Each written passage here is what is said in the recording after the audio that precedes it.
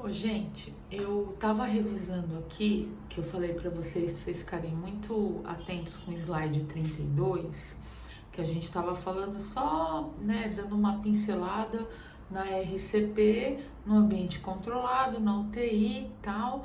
Só que eu esqueci de falar pra vocês que do slide 32, que é o posicionamento e tal, né? Mas o que a gente tem que fazer? Ver via aérea, 30/2, começar a ver pulso, ver o gasping, se o paciente está respirando, respondendo ou não. Só que nesse momento, alguém já vai estar com o carrinho de parada, né? E que eu mandei nos filmes para vocês, né? Nos vídeos. E aí, alguém já vai ter monitorizado. Me desculpe, eu falhei, eu esqueci de comentar com vocês essa questão da monitorização. Então, como é tudo muito dinâmico, eu tô vendo a via aérea, alguém já tá monitorando, certo? E alguém já tá fritando o peixe e olhando o gato, como eu falo para vocês, olhando para o doente e para o monitor. E aí, esse paciente já está ou monitorizado, ele pode ser monitorizado de duas formas, isso é importante, me desculpa, eu esqueci. Ele pode ser monitorizado no desfibrilador, apesar que a linha do desfibrilador ela é reta, ela não tem as derivações que o monitor tem, então a gente monitoriza nos dois lugares, eventualmente, tá? Mas ele ajuda, a monitorização ajuda muito a gente.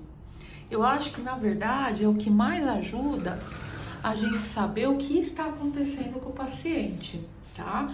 Se é um ritmo chocável, se é uma parada em assistolia. Lembra os ritmos de parada? Vocês tiveram isso em emergência. Assistolia, taquicardia ventricular sem pulso, fibrilação ventricular, né? Então,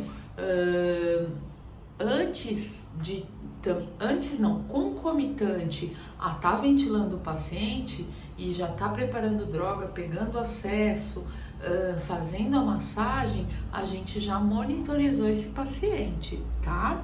Lembrar que tem os ritmos chocáveis e os ritmos não chocáveis. Ritmo chocável, fibrilação ventricular, taquicardia ventricular, e ritmo não chocável, a assistolia. Não adianta dar choque porque o coração está parado, tá? Pelo menos na FV e na TV, ele ainda tem um pouco de estímulo elétrico, por isso que a desfibrilação elétrica, ela vai nos ajudar, tá?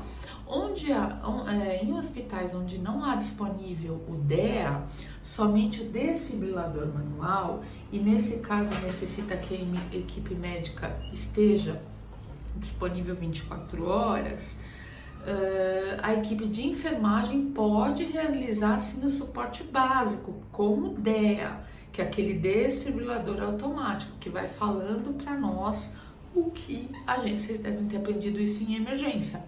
Mas o que a gente vai fazendo? Isso no hospital é muito pouco, é raro, porque nós temos o carrinho de parada, tá? Mas se caso suponha, você tá na rua, tá no shopping, tá na academia que tem DEA, né? E aí, sábado de manhã, né? Vai que a gente precisa usar. Então, o nosso Corém respalda a gente a usar o DEA, desde que a gente saiba, tá? Mas isso tem que ter treinamento, tá bom? Mas é importante que a gente saiba que existem dois ritmos, o chocável, FV e TV, 30/2, posicionamento na frente ao cenário, slide 31, 32, e quais são os ritmos chocáveis e não chocáveis. Ritmo chocável, FV e TV, ritmo não chocável, assistolia e atividade elétrica sem pulso.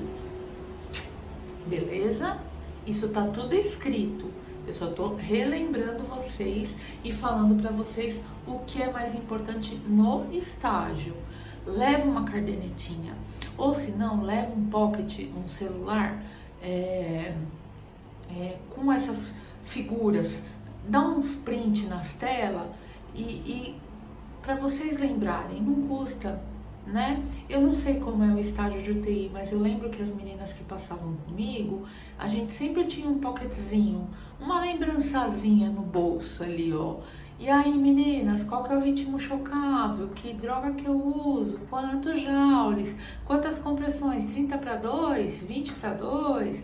Sei o que, tá? O que que eu faço primeiro? É o CAB ou ABCD? Né? Então, isso pode ajudar vocês. Eu só tô dando uma dica, né? Para quem tiver afim aí de se dar bem no estágio. E também, se não curtir esse tipo de coisa, não é obrigado. Tem gente que curte saúde da família, sabe? Vacinação, curte obstetrícia, né? Tudo bem, tudo bem. Vocês não são profissionais ainda, tá? Ninguém tá aqui fazendo curso de especialização em terapia intensiva.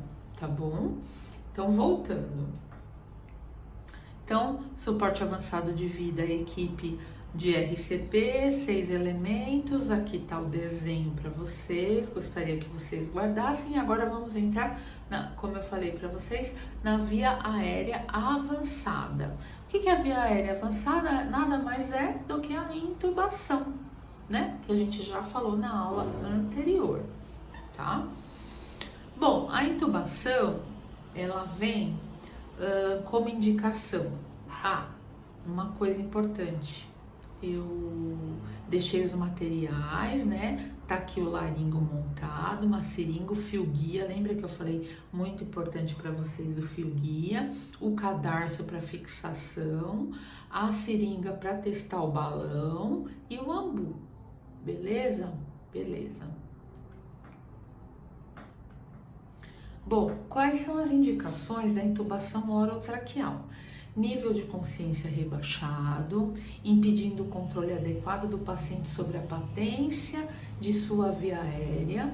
Então, o paciente não precisa estar parado para ser intubado. Às vezes a gente intuba, até avisa, principalmente no Covid, não sei se vocês já ouviram falar, que o paciente é avisado que ele vai ser intubado, até liga para a família, se despede, faz aquelas coisas, tal. E isso é legal fazer. Às vezes, se o paciente está em vigência de ser intubado por algum motivo, ou por algum exame, ou porque tá vendo que a tomografia está piorando, ou que está indo para o centro cirúrgico de urgência, é legal já deixar ele falar com a família antes dele estar com o tubo na boca. Isso é humanização, tá bom? Falência cardiocirculatória concomitante, choque circulatório, sinais de isquemia miocárdica e arritmias graves. Também para tentar chocar. Ninguém pode ser chocado acordado, então tem que estar sedado, entubado e fazer um procedimento que seja eletivo, no sentido de tentar reverter essa arritmia grave. Paciente com grande trabalho respiratório, muito taquipneico, persistente, onde outras medidas não são efetivas, como ventilação não invasiva, máscara de oxigênio, fisioterapia intensiva respiratória, medicamentos, e às vezes esse paciente precisa ser entubado, tá? Aí eu coloco para vocês as drogas que são utilizadas, não precisa decorar também, mas é bom que vocês tenham no seu caderninho. Quais são as drogas mais usuais para intubação? Geralmente, Dormonide, tá? Propofol, etomidato, que é ele dá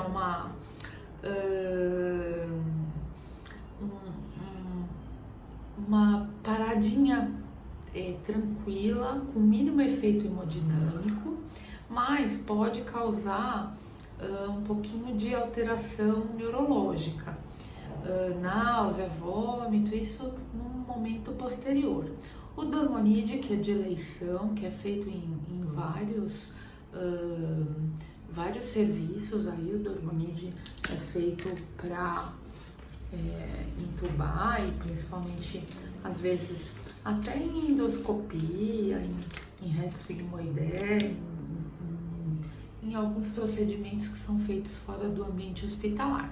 O Propofol também, que é muito bom, tem um efeito rápido, e a ketamina, né, que usa em pacientes que estão em choque. É muito bom na asma, porque ele evita aquele espasmo do brônquio, tá? Então eu só coloquei aqui algumas drogas para vocês verem, tá bom? E aí depois que o paciente foi entubado, vem toda a sequência da ventilação mecânica, uma ventilação programada de a cada 6 a 8 segundos, e se o paciente ainda estiver parado, a gente continua fazendo as compressões, já que ele está entubado, não precisa ser mais 2/30, a gente continua a compressão sem interrupção. Após a obtenção de uma via aérea definitiva, que é o tubo, né, realizar uma ventilação a cada 6 a 8 e 100 a 120 compressões por minuto, tá? Então, por isso que a gente tem que estar muito bem preparado, né? Toda enfermeira crossfiteira de UTI, né? Então, é isso. Então, eu mostro para vocês aqui algumas cânulas, tá bom?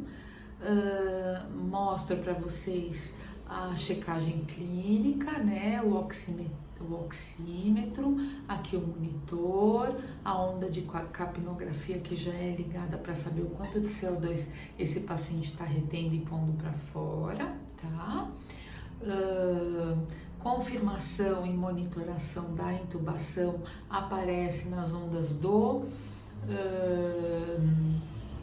ventilador, mas nada como um raio-x pós-intubação para saber onde esta cânula está locada, tá? Não é só se ficar muito, confiante de que o ventilador está marcando ali direitinho. O raio-x tem que ser feito pós-intubação, tá? Então isso é muito importante para vocês. E aí a gente vai para as medicações e vias de acesso.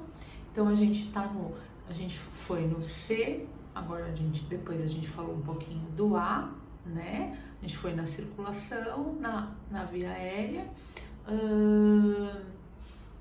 Agora a gente vai falar sobre as medicações, tá?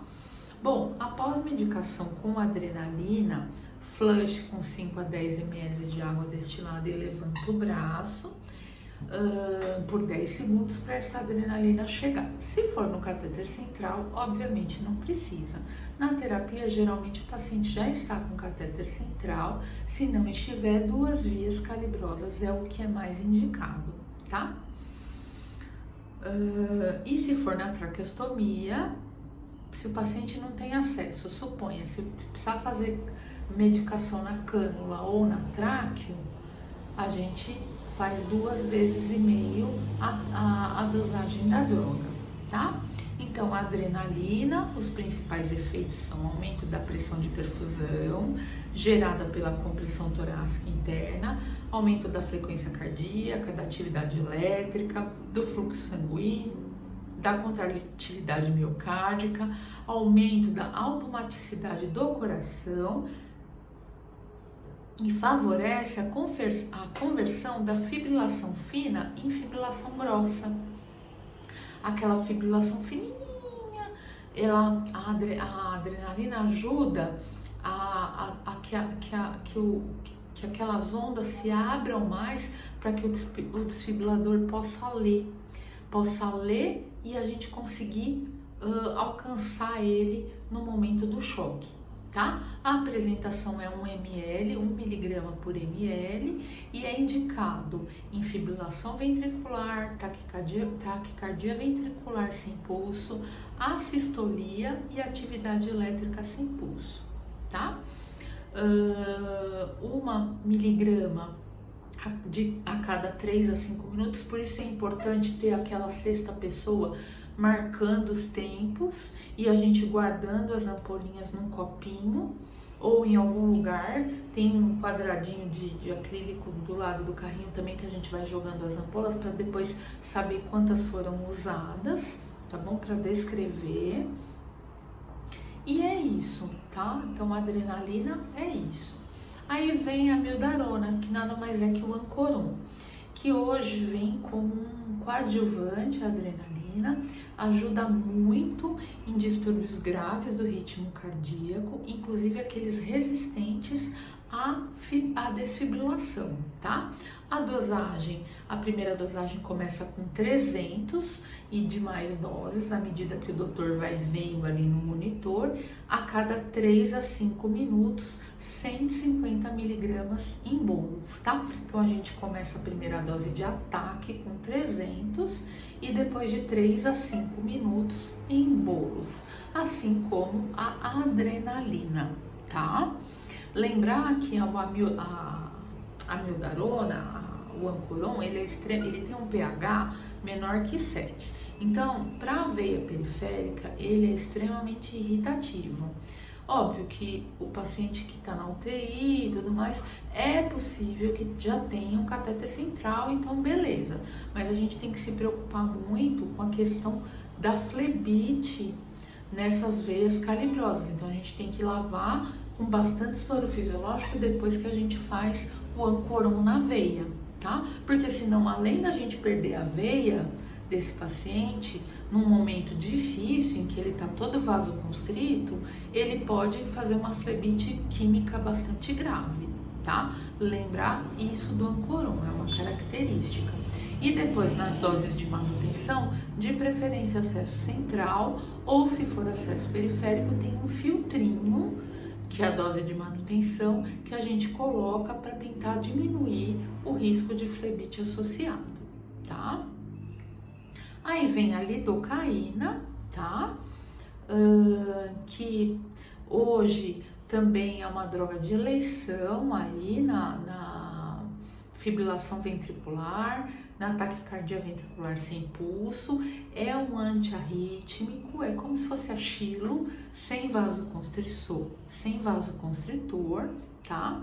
Então, é uma antiarrítmico ventricular de potência, tá? Quando a gente já não tem mais o que fazer, a gente já tenta a lidocaína. 1 a 1,5 miligramas vezes quilo peso, por isso é muito bom a gente saber o peso do paciente na terapia intensiva. Todo mundo reclama de pesar doente na UTI. Tem maca-balança, tem alguns lugares um pouco mais abastados que tem já a cama que pesa o paciente, tá? Mas muito importante ter um peso estimado, porque um paciente de 70 quilos, ele vai receber mais ou menos 70 miligramas de lidocaína, e na segunda dose, 35 miligramas. Então, esses cálculos alguém vai falar pra gente, quanto pesa esse paciente? Né? Ah, doutor, tem um peso estimado aí de 70 quilos, para não dar nem superdose e nem subdose, tá? Bom, aí eu falo um pouquinho, eu não falei um pouco da atropina, porque a atropina tá um pouquinho em desuso. A atropina também em concomitância com a adrenalina. Ela ajuda, um inotrópico positivo, ajuda a aumentar a força de contração, mas ela vem perdendo um pouquinho de espaço para esses outros antiarrítmicos. Mas a dupla, a atropina e a adrenalina, são muito importantes também. Às vezes existem algumas equipes médicas que ainda usam a atropina e a adrenalina, usa a adrenalina, aí intercala com a atropina, que também é 1 miligrama, a cada 3 a 5 minutos, para ver a depender do ritmo cardíaco. Então não se esqueçam dessa duplinha aí, atropina e adrenalina. Mas hoje em dia se usa mais a adrenalina a Xilo, o Ancoron e a Xilo, tá? Mas não deixem de estudar a atropina também, tá bom? Que alguns ainda usam e tem efeito sim. Às vezes nem precisa. Você põe o paciente tá meio bradicárdicozinho, bradicárdicozinho. Às vezes uma ampola de atropina já dá um boom no coração dele. Ele aumenta a força de contração e aumenta a frequência cardíaca. Mas se a gente tem outras drogas que fazem isso também, tudo bem, mas se a gente não tem, podemos lançar a mão da atropina também. Gostaria que vocês vissem isso, tá bom? Bom, quais são os ritmos da parada?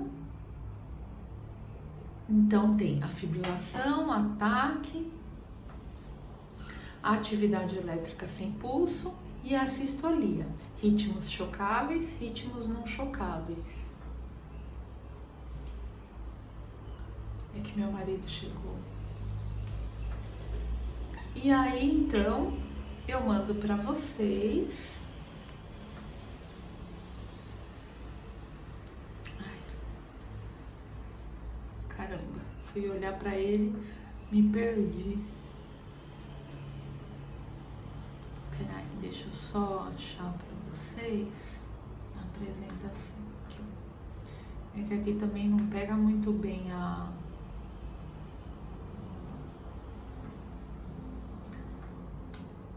gente estava falando sobre ritmos chocáveis e ritmos não chocáveis, né? Então eu mostro para vocês nos próximos slides os ritmos chocáveis, os ritmos não chocáveis. Vocês não precisam decorar esses slides, é só para vocês saberem, tá? É só para vocês saberem, para chegarem no estágio sabidos. Nossa, como eles estudaram bem terapia intensiva, tá bom? Mas não precisa decorar, obviamente, porque esses algoritmos, eles estão nas paredes, eles estão em todos os lugares, os médicos são obrigados a saber e nós somos também, mas não é nossa responsabilidade, tá? Então, ritmos chocáveis, FV e TV, ritmos não chocáveis, atividade elétrica sem pulso e a sistolia. Você tem atividade elétrica no coração, ele tá meio que tremendo lá, sabe? Diferente da ventriculação, em que ele ainda tá se movimentando legal. Mas na atividade elétrica, ele só tem aqueles estímulozinhos e não consegue checar pulso nenhum. E a sistolia é quando já tá meio zerado o negócio, tá? Bom, aí eu mostro para vocês os ritmos chocáveis numa figura, tá? Uma descarga de 200 joules no desfibrilador bifásico e 360 no monofásico. Isso vocês vão aprender lá na prática quando vocês se depararem com o desfibrilador. Aqui está uma foto para vocês verem, tá? E quem determina a carga é o médico. É o médico. Ele vai falar assim, enfermeira, 100 joules, 150. Mas o básico é 200 joules no bifásico e 360 no monofásico, tá? Então aqui estão os ritmos, todo o algoritmo para vocês, tá? Isso eu acho que vocês deveriam fotografar, printar e colocar aí em algum lugar, num livrinho para vocês levarem no bolso lá na UTI, tá? E aí, os ritmos não chocáveis, o que fazer? Se entra com epinefrina, onde que vai fazendo as drogas, olhando os protocolos de linha reta, se tem ganho, se tem derivação, se entra, se aparece algum ritmo de repente, tá? Então, muito olho no doente e no monitor, tá?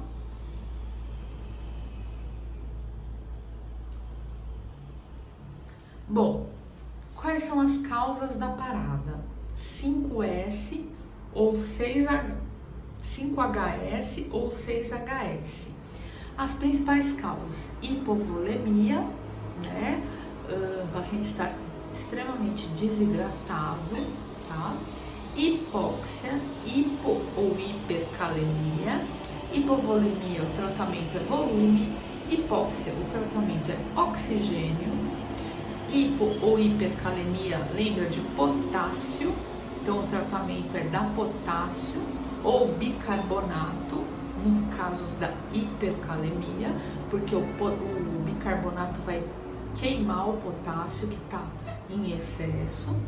Acidose metabólica, e aí a gente dá bicarbonato, que é básico, para reverter o ácido. E hipotermia, tá? O que a gente faz? Aquece o paciente. Então, causas reversíveis da parada: 5 ou 6HS, tá? Hipovolemia, hipóxia, hipohipercalemia, acidose, que é o H+, que é um dos Hs, e hipotermia, tá? Bom, cuidados pós-parada. Os principais objetivos iniciais e subsequentes dos cuidados pós-paradas é otimizar a função cardiopulmonar, identificar e tratar o que levou o paciente a ter esta parada, tá? Controlar a temperatura para otimizar a recuperação neurológica, evitar febre, lembrar que febre para o sistema nervoso central é extremamente deletério, prever, tratar e prevenir a disfunção de múltiplos órgãos, ou seja, incluir, evitar ventilação excessiva e hiperóxia. Então, fazer uma ventilação muito bem definida junto com a equipe médica e com a fisioterapia, e manipular o menos possível esse paciente, porque ele ainda está instável. Não é porque ele saiu da parada que ele já está, batendo bola.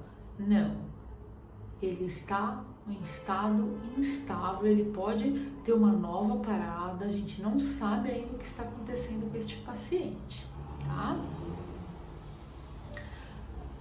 Pressão arterial sempre acima de 100, às custas de droga. Evitar corrigir pressões muito rapidamente, sempre sabendo a causa. Isso é uma questão médica, mas a gente tem que ficar de olho. Não deixar esse paciente ficar hipo e hiperglicêmico, lembrar que ele vai ter que ficar um tempo em jejum, então a vigilância da glicemia é bastante importante, tá? E existem a atribuição de cada profissional. Eu gostaria que vocês guardassem a atribuição do auxiliar e técnico de enfermagem, que é o mais importante, quem está ali do lado do doente. Aproximação do carro de emergência e colocação da tábua, preparo de medicação, controle de tempo e obtenção rigorosa de acesso venoso, tá? Isso, vocês são muito bons. E técnico bom na parada é técnico bom na UTI. Então, por isso que eu tô falando para vocês, fotografa, estuda isso, vê as atribuições de vocês, saibam mais, estudem mais, saibam não mais que os outros, mas saibam mais. O quanto mais vocês puderem saber sobre parada, mais vocês vão dar garantia que vocês são bons técnicos e merecem estar aonde estão, tá bom? Elementos de uma equipe no momento da reanimação. Funções e responsabilidades muito bem claras, tá? Comunicação em circuito fechado, evitar ruído. Mensagens claras: não estou conseguindo pegar a veia. Não ouvi quanto de adrenalina. 3 minutos, 5 minutos. Respeito mútuo. Se o cara não tá conseguindo entubar, não fica assim: nossa, como ele é incompetente, olha como ele é péssimo. Ou se, por exemplo, a enfermeira não tá conseguindo funcionar uma veia, fala: nossa, bem feito, quem manda? Se acha tão gostosa e aí na hora da parada tá se ferrando. Sabe essas coisas que a gente sabe que acontece? Então, respeito mútuo, tá?